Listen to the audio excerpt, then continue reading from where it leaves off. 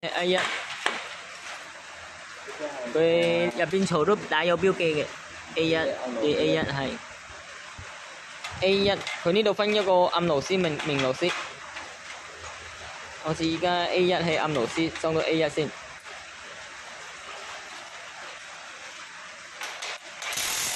你哋要扳手啦，我哋有電扳手嘅，然後裝 A 二。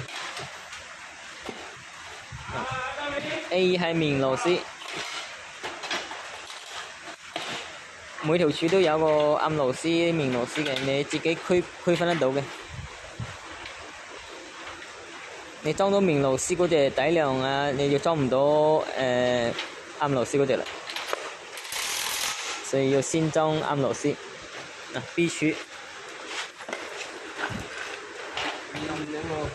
，B 柱要先裝 B 二啦，如果呢次你裝 B 一先咧，要裝唔到 B 二噶啦。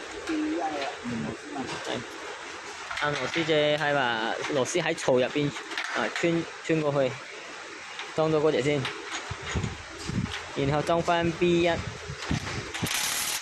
家裝翻 B 一。